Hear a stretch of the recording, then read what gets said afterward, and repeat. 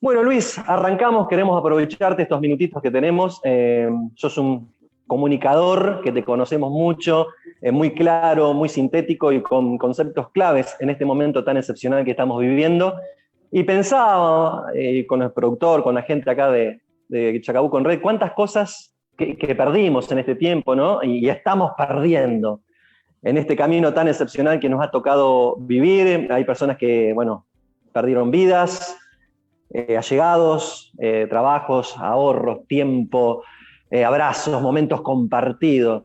Y quería preguntarte, me parece muy interesante tu mirada desde el punto de vista psicológico, si estamos en duelo, ¿sí? O a pesar que seguimos perdiendo, ¿no? Porque se dice que uno está en duelo cuando toma conciencia de lo que perdió, pero como todos los días algo estamos perdiendo, si estamos en duelo, seguimos perdiendo y vamos a tener que hacer este duelo más adelante.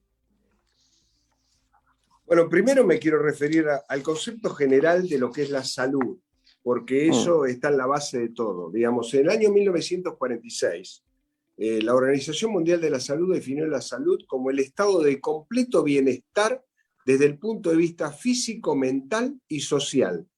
Antes se consideraba la salud sencillamente como la ausencia de enfermedad.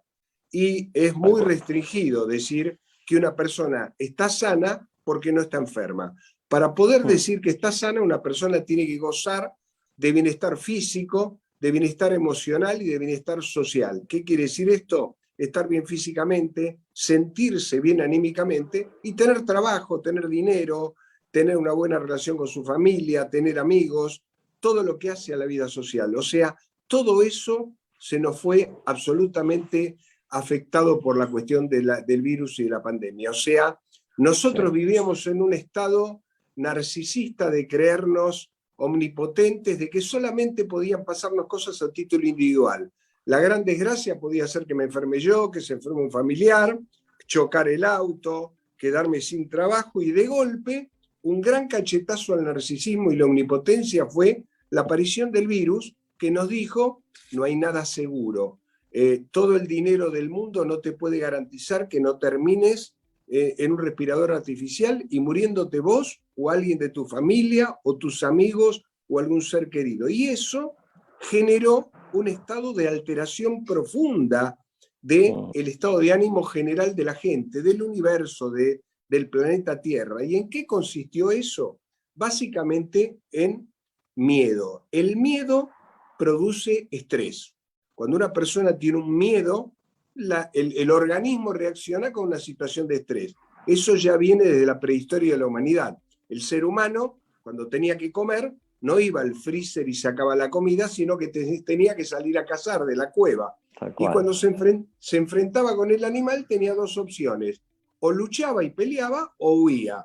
Ese pequeño instante previo a tomar esa decisión genera una situación de estrés. ¿Y qué es el estrés? El estrés es una alteración física por la cual hay una liberación de determinadas sustancias dentro del organismo que produce una aceleración del ritmo cardíaco, aceleración de la frecuencia respiratoria, liberación de cortisol, todo lo que nosotros nos pasa en el cuerpo cuando nos tenemos que pelear para huir o para pelear. Ahora, hay tres tipos de estrés. Hay un estrés rutinario, que es el estrés que tuviste vos hoy a la mañana, cuando te levantaste presionado pensando en el horario, te bañaste, saliste desde tu casa hacia el estudio de radio, o si mañana o el lunes tenés que ir al banco. Ese es el estrés rutinario al que estamos acostumbrados. Después hay un estrés agudo, que es cuando de pronto sobreviene en la vida de una persona un divorcio, una crisis de pareja, una enfermedad de un familiar, y el organismo se acostumbra a eso, porque el estrés tiene tres etapas: la etapa de alarma, la etapa del acostumbramiento, y si el estrés se hace crónico, que es al que no me referí porque es el típico estrés que estamos viviendo todos, que es el estrés producto del COVID. Vos pensás que el 19 de marzo yo me fui de mi consultorio pensando: dentro de 15 días vuelvo, y me pasé 5 o 6 meses atendiendo por internet desde mi casa. Al quinto o sexto mes dije: me voy al consultorio a seguir atendiendo por internet, pero por lo menos cambio de contexto, porque si no me voy a volver loco.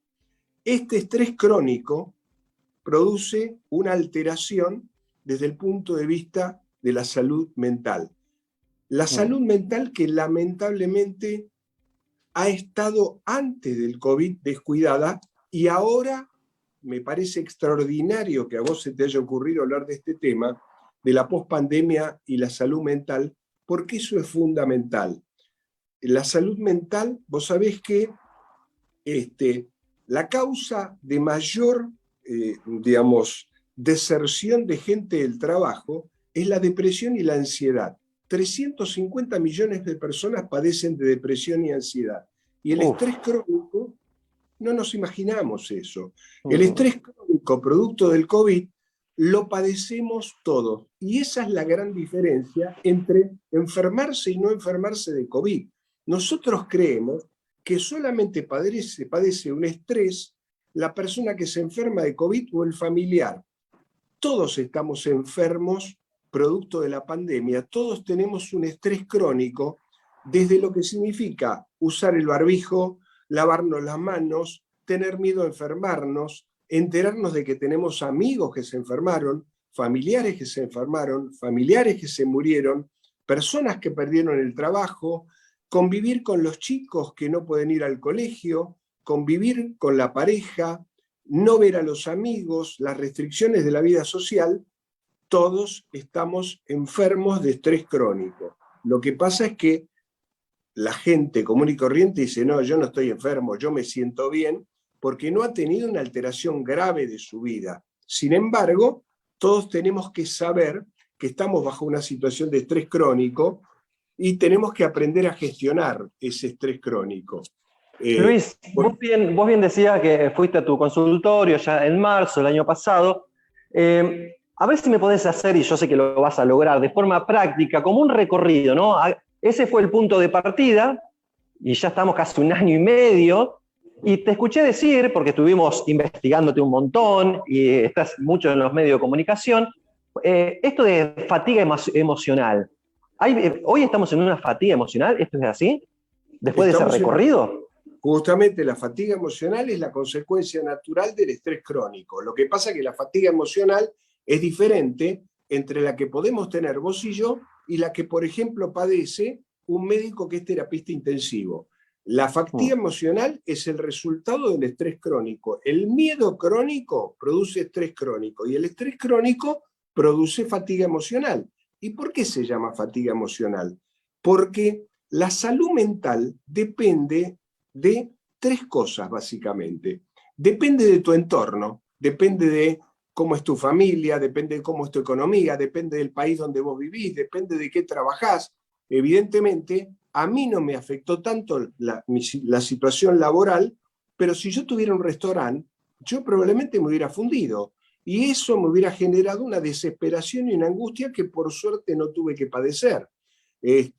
La otra cosa de la que depende la salud mental es orgánicamente del cerebro, justamente, y la otra de la personalidad previa. No todo el mundo vive las situaciones de estrés del mismo modo. Hay gente que tiene una capacidad de soportar mejor las situaciones adversas y que incluso sale fortalecido de eso. Nosotros llamamos a eso resiliencia. De la interacción de estos tres factores, del contexto, porque en el contexto pongo el COVID, y el contexto no es el mismo si el COVID duró un mes, 15 días, 6 meses, un año y medio, o todavía tenemos la incertidumbre de ni siquiera saber a ciencia cierta el grado de eficacia de las vacunas, si los chicos se pueden vacunar o no se pueden vacunar, cuándo volveremos a la vida normal. O sea que tu pregunta es acertadísima. Tenemos fatiga emocional, seguimos estresados y seguimos padeciendo los efectos secundarios de esta fatiga emocional. ¿Y cuáles son los efectos secundarios de la fatiga emocional? Cansancio físico y psíquico. Uno duerme y sin embargo se levanta cansado.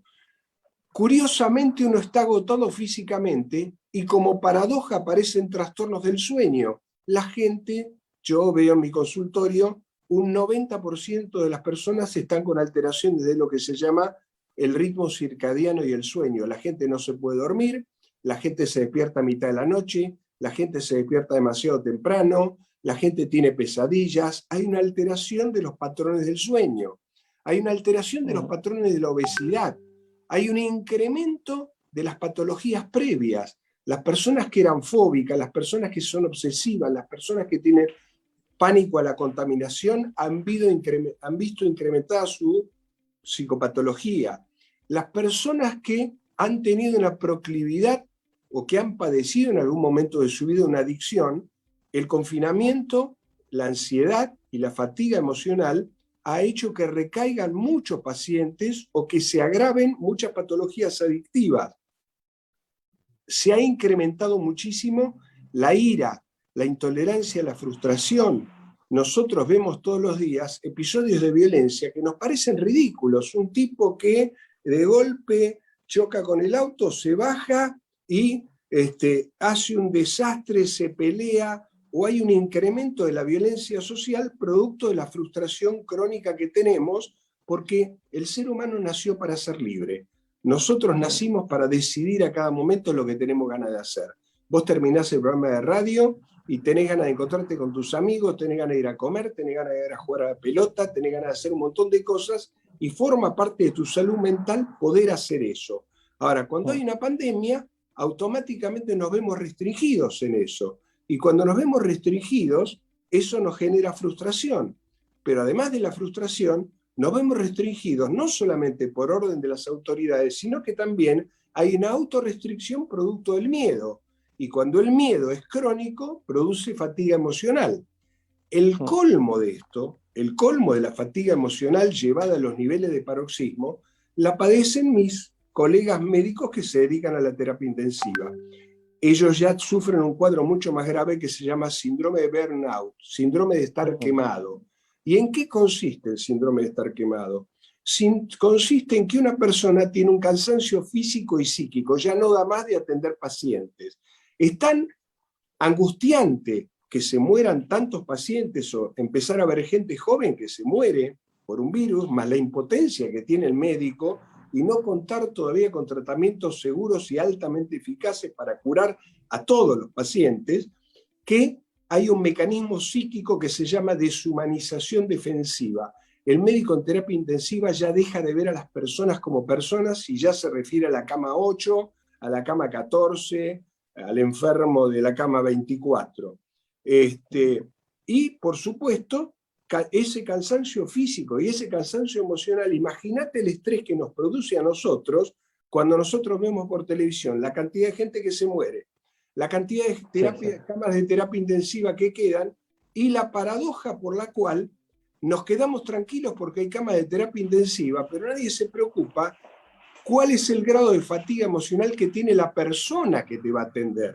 Porque no solamente es tener una cama de terapia intensiva, lo que vos necesitas es un profesional médico que esté en condiciones óptimas para atenderte. La cama es una parte, el oxígeno es una parte. Hubo un momento en el cual escaseaba el oxígeno. O sea, todas esas cosas, lo que yo quiero poner de resalto es que nosotros tenemos una tendencia a creer que el que ha tenido un daño en la salud mental es la persona que se enfermó de COVID, o la persona que se le enfermó un amigo gravemente, o que tuvo la desgracia de perder a un familiar. Esos tuvieron la patología digamos, el trastorno en la salud mental en su máxima expresión, pero de algún modo la vida se nos alteró a todos.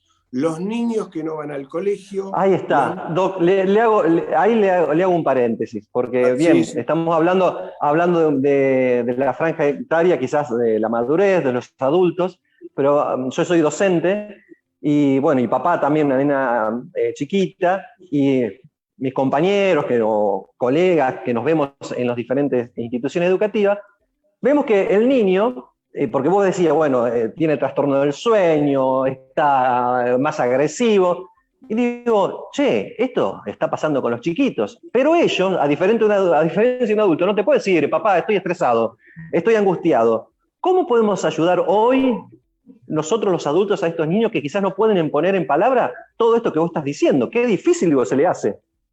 Es excelente tu pregunta. Vos sabés, Daniel, que cuando en los albores del psicoanálisis de niños, una de las promotoras, precursoras en el mundo fue Melanie Klein, y en la Argentina una psicoanalista muy famosa que se llamaba Arminda Verasturi, fueron los precursores del psicoanálisis de niños.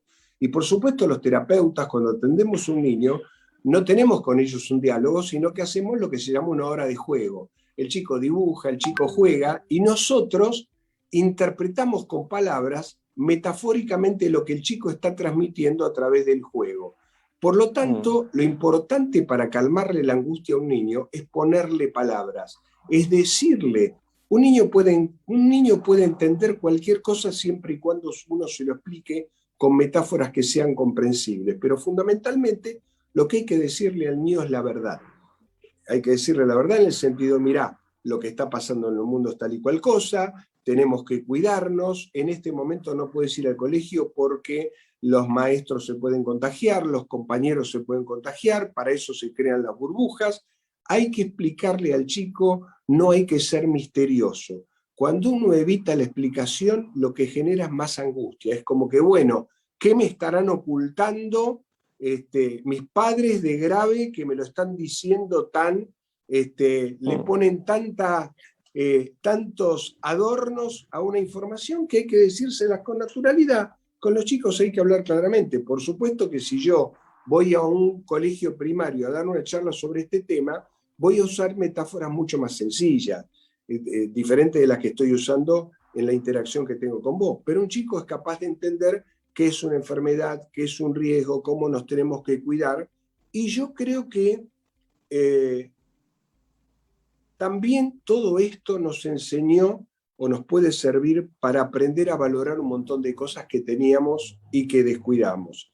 Por ejemplo, ya que tocas el tema de los chicos se vieron muy perjudicados porque de pronto perdieron el contacto con sus padres yendo al colegio, se vieron debilitada su aprendizaje, pero no nos tenemos que olvidar que durante la pandemia, y si vos estuviste confinado, vos tuviste el placer y tu hija tuvo el placer de disfrutar de vos mucho más de lo que hubiera ocurrido si tu vida hubiera sido normal. O sea, el confinamiento también es una experiencia que tenemos que aprender, primero para tolerar la frustración, para saber que en la vida no hay nada garantizado y que mientras estamos sanos, mientras podemos estar en condiciones de disfrutar, tenemos que hacerlo porque nuestro narcisismo nos hace creer erróneamente que tenemos garantizada una vida eterna y una gratificación continua. Y el COVID vino a darnos un cachetazo y a decirnos, tenés que aprender a tolerar la frustración, tenés que aprender a soportar el confinamiento y tenés que aprender a ser suficientemente creativo como para transformar el confinamiento en algo agradable, del cual vos te beneficies y también tus hijos se puedan beneficiar del intercambio donde los padres también participen. Si un chico tiene que hacer un Zoom y el padre está confinado, el padre también puede ayudarlo, puede enseñarle, puede participar de la cosa que tiene que hacer el hijo, puede tener un intercambio lúdico de más tiempo. Yo creo que esas son las cosas buenas y espero que de algún modo la consecuencia final de la pandemia por un virus se pueda transformar en una pandemia del amor, que podamos aprender a querernos más, a cuidarnos más, a nosotros mismos y a los otros, a los que conviven con nosotros y a los que no conviven con nosotros. Pero los chicos, fundamentalmente, el grado de afectación máxima de los chicos es el aislamiento y el distanciamiento de sus pares, de sus compañeros. Lo mismo pasa con los adolescentes. En la adolescencia, uno aprende mucho de las experiencias de los compañeros. Yo me acuerdo que cuando yo era joven, era chico, era puber, me sorprendió de cómo un compañero del colegio contó que besó a su primera novia. Y yo lo sometí a un interrogatorio porque de él aprendí cómo se hace para besar a una chica por primera vez. Si yo hubiera estado aislado socialmente, no hubiera sabido cómo hacerlo. Entonces, en la adolescencia el intercambio es importante, en la niñez, en la cuestión del colegio, la gente de la edad media también quiere disfrutar de sus amigos, quiere disfrutar de poder ir a comer asados, salir, ir a comer con su pareja y otras parejas, y las personas grandes mucho más aún, porque las personas grandes quieren disfrutar de los hijos, de los nietos, y además para una persona de edad, el tiempo adquiere un valor mucho mayor. La sensación cuando uno es joven es que tengo 30 años, bueno, como mínimo tengo 60 años por delante. Si este año me tengo que quedar confinado, no pasa nada. Pero si vos tenés 80 años, la sensación que tenés es ¿cuántos me quedan? Me queda muy poco tiempo y de alguna manera este año no solamente no puedo estar en compañía de mis seres queridos, sino que además lo tengo que vivir aterrorizado pensando que si tengo la desgracia de contagiarme, soy candidato a la muerte, porque lamentablemente el COVID hace estragos en la gente de edad, en la gente que tiene comorbilidades, y la mayor parte de la gente de 80 años tiene comorbilidades, o es hipertensa, o es diabética, o tiene otro tipo de patologías que asociadas al COVID, lamentablemente, pueden desencadenar en ellos la muerte. Yo creo que hay otra cosa que yo creo que es muy positiva, y es que ojalá todos tomamos conciencia, sobre todo los gobernantes, me gustaría que tomen conciencia de la importancia que tiene el conocimiento, el desarrollo científico, y que destinemos la mayor cantidad de dinero posible al estudio, al desarrollo científico y a la ciencia, porque en situaciones como estas, las armas no nos salvan, el dinero no nos salva, lo que nos puede salvar es el conocimiento científico, y es lo que pasó. Fíjate vos, Daniel, con qué velocidad se desarrollaron nuevas vacunas, ¿no? Tal cual. Luis, está buenísimo lo que estás diciendo y hablaste de recursos y me parece interesante porque esta crisis hoy, desde la pareja, la economía, desde lo emocional, hay mucha gente del otro lado, pero pidiendo a gritos, ¿no? Metafórico, pero a gritos, recursos. ¿Qué hago, Doc? ¿Cómo me manejo? Pero quizás vos bien decías, nos dimos cuenta de empezar a valorar las pequeñas cosas, las cosas que tenemos en casa. ¿Con qué herramientas contamos, Doc, esenciales, ¿sí? Tenemos nosotros para poner en marcha hoy y seguir adelante a pesar de todo? Voy a retomar la excelente pregunta que me hiciste al principio respecto del tema del duelo. El duelo normalmente es un proceso de adaptación emocional frente a una pérdida importante, significativa. O sea, cuando yo pierdo a alguien importante, se murió mi mamá, se murió mi papá, tengo que hacer un proceso de adaptación emocional a esa situación nueva. Por supuesto que la libertad, la salud, son situaciones muy importantes y obviamente el duelo naturalmente no es una patología. Todos tenemos recursos naturales para poder gestionar el proceso del duelo normal. Salvo que se dé un duelo patológico, en cuyo caso se da una melancolía, y que eso depende del vínculo previo que uno tiene con determinada persona. Si vos tenés un vínculo muy narcisista con una persona, vas a tener un duelo patológico que es una melancolía. Pero básicamente el duelo normal pasa por varias etapas. Hubo una psicoanalista que se llama Elizabeth Kubler-Ross que habló de la negación, de la ira, de la negociación, de la depresión o el duelo y la aceptación final del duelo. Yo creo que el duelo normal dura entre 3 y 6 meses, a lo máximo un año. De alguna manera, yo me veo a mí mismo y creo que ya algunos duelos hice. He logrado aceptar ciertas restricciones en mi libertad, ya me pongo el barbijo como algo natural, ya casi estoy tomando con naturalidad que tengo conocidos que se han enfermado y que por suerte sobrevivieron aún, algunos de ellos estuvieron incluso intubados.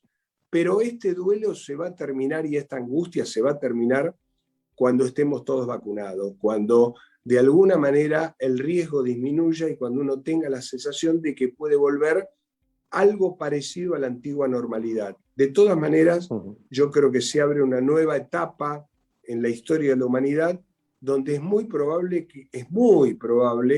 que no haya más pandemias cada 10 años. Quizás va a haber pandemias cada menos años. Y por suerte, por suerte vamos a contar con un desarrollo científico. Yo creo que van a salir vacunas mejores que las que hay hoy, así como ocurrió con la vacuna Salk y la Sabinoral. Cuando yo era chico, esta es la segunda pandemia que yo digo. Yo viví la pandemia de la poliomielitis en el año 50 y pico, y en aquella época salió la vacuna, la hizo Jonas Salk, que era con virus atenuados. Y como era con virus atenuados, algunos pacientes que eran vacunados podían llegar a tener poliomielitis. Luego de eso vino Albert Sabin y hizo una vacuna con virus muerto, que es la mejor vacuna que existe. 3 gotitas en la lengua que dan una inmunidad definitiva y no se registró ningún solo caso de alguien vacunado. Yo creo que lo mismo va a pasar con el COVID. Algún grupo de científicos van a descubrir una vacuna que nos va a prevenir, nos va a dar una inmunidad definitiva respecto de la patología de los virus SARS, que son un tipo de coronavirus que lamentablemente van mutando y van generando nuevas cepas. ¿Por qué? Porque en la medida en que una población no está totalmente vacunada, hay un área donde el virus puede penetrar. Cuando toda la población está vacunada, el virus no puede penetrar y entonces no se puede reproducir y no puede mutar. Tenemos que tener esa esperanza. Adelante, Daniel. Seguramente. Esperanza, nombraste varias veces la palabra aceptación, aceptar. Digo, pero qué difícil, ¿no? Es aprender, entender, comprender, ¿no? Que hay cosas en la vida que se pierden y quizás querer recuperar eso, porque vos escuchás mucha gente que dice, bueno, lo perdí todo. Hablan de 1 año y medio perdido, los chicos perdieron esto, los chicos esto, yo perdí aquello. ¿Se recupera? Hay cosas que no se recuperan. Evidentemente la persona que tenía una situación económica estable y que había hecho un gran esfuerzo a lo largo de su vida y que había podido lograr un medio de vida con mucho esfuerzo, él pudo poner un restaurante y el restaurante estuvo cerrado y se fundió. Lamentablemente ese restaurante no lo va a poder recuperar. Pero yo creo que ahí tenemos que, en la medida de lo posible, disminuir algo que yo llamo el terriblismo. Nada es terrible en el fondo, nada es terrible. Cuando yo era chiquito pensaba que si mi mamá se moría iba a ser terrible, si mi papá se moría iba a ser terrible. Y se murió mi mamá y se murió mi papá, los recuerdo con afecto y no ha sido terrible. Finalmente, los duelos nos permiten también enriquecernos. Vos sabés una cosa, Daniel, todas las personas con las que vos tuviste intercambio a lo largo de tu vida, tus maestros, tus profesores, cuando dejaste de verlos también hiciste un duelo y hubo una parte positiva de ellos que enriquecieron tu yo, se transformaron en identificaciones. Por eso nosotros somos un poco la suma de todas las personas con las que en algún momento tuvimos algún intercambio. De golpe, por ahí vos tenías un abuelo que era carpintero y vos de vez en cuando ibas al taller de tu abuelo y alguna vez te aprendiste a clavar un clavo y hoy en día tenés que clavar un clavo en tu casa, vas y lo haces con toda naturalidad y vos te olvidaste de que eso lo aprendiste de tu abuelo. Eso es una identificación, esa es el enriquecimiento que tenemos nosotros después de los duelos. Después de un duelo uno queda enriquecido, queda triste porque perdió a alguien, pero en realidad hay aspectos de esa persona que desaparecieron físicamente, pero que se transforman en identificaciones. Y por eso yo digo algo que es un poco arriesgado, yo digo que la muerte en realidad no existe. ¿Qué quiere decir que no existe? Mi mamá y mi papá se murieron, sin embargo, yo sigo teniendo un diálogo interno con mi mamá y mi papá. Mi mamá y mi papá no saben ni que nacieron, ni que vivieron, ni que se murieron, pero yo sí. Mis nietas no los conocieron y por lo tanto no pueden tener una identificación ni pueden enriquecerse de la relación con lo que fueron mis padres. Pero en todo caso, si yo tengo una buena relación con mis nietas, ellas sí van a tener una identificación de eso. Entonces, no perdimos 1 año, depende de lo que hemos hecho. Si durante ese año aprendimos a tolerar la frustración, aprendimos a gestionar la ansiedad, aprendimos a volvernos más creativos. Yo aprendí un montón de manejo de cosas electrónicas. Yo hace 1 año y medio no hubiera podido comunicarme con facilidad con vos hoy a través del Zoom. Si aprovechamos el tiempo libre para leer, muchas personas a través de la virtualidad aprendieron idiomas, hicieron cursos, hicieron gimnasia, muchos vínculos de pareja se han fortalecido. Lamentablemente muchos se han interrumpido porque yo creo que una de las cosas que ha tenido el confinamiento es el aceleramiento de los procesos. Las personas que se querían y vivían separadas se fueron a vivir juntas, las personas que ya no se querían y vivían juntas terminaron separándose, y muchas parejas que vivían juntas y tenían una buena relación tuvieron hijos. Y yo creo que hay un fenómeno que tenemos que tener en cuenta.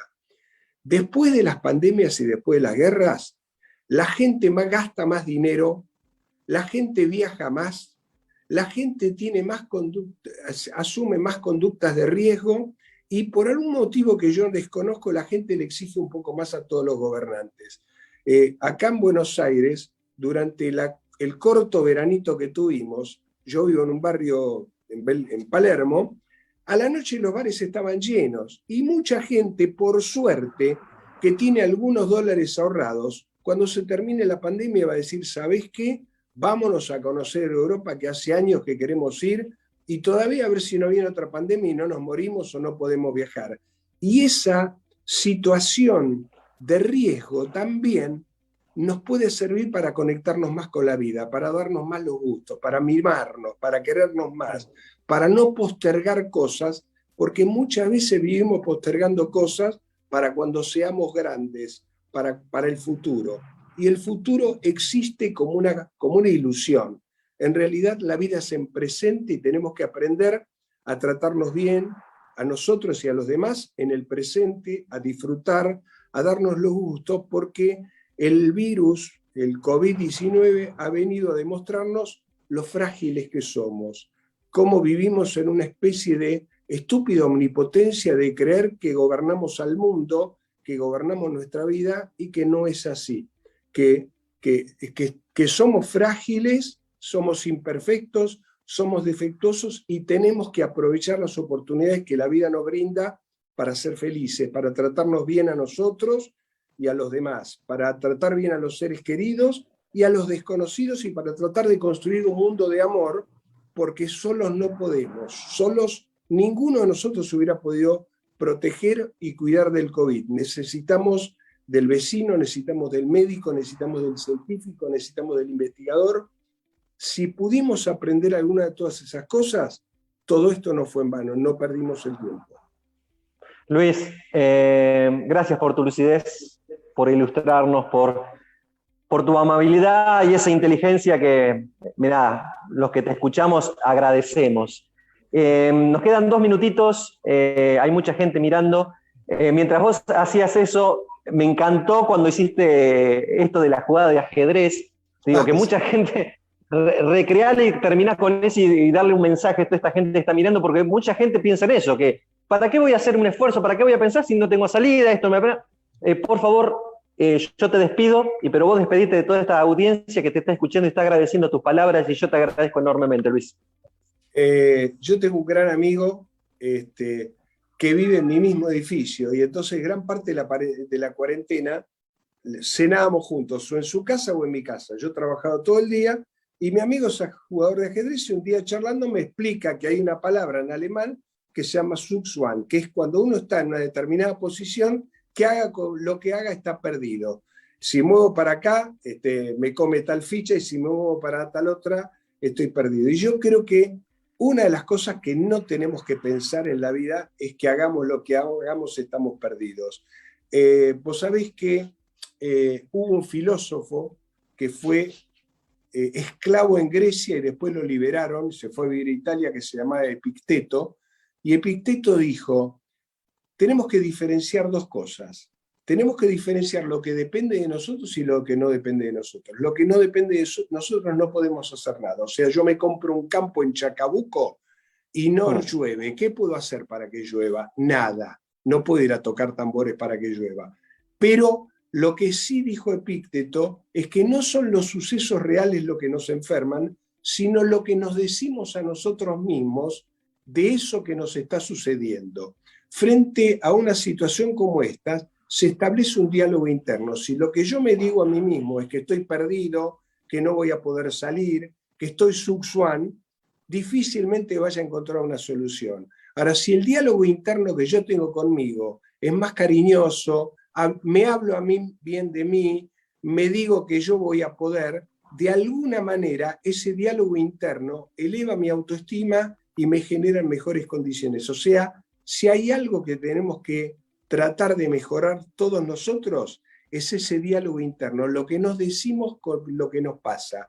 En la vida nos van a pasar cosas agradables y desagradables, pero el resultado final de lo que nos pase no depende del suceso externo, sino el diálogo interno que tenemos con nosotros mismos. Como me diste la oportunidad de despedirme, te mando un enorme abrazo, Daniel. La verdad que no nos vimos nunca personalmente, pero después de este diálogo te considero un gran amigo. Y gracias. Y a través tuyo creo que debo tener muchos amigos en Chacabuco, así que le mando muchos saludos a toda la gente de allí. Y bueno, tenemos que tener un diálogo interno positivo, tenemos que querernos, tenemos que cuidarnos a nosotros mismos y a los seres queridos, y tenemos que transformar en la medida de lo posible esto en una pandemia del amor, porque eso es lo único que nos va a salvar. Luis, te despido. Muchas gracias. Buena vida, Luis. Al contrario, gracias a vos y un gran abrazo a toda la gente de Chacabuco.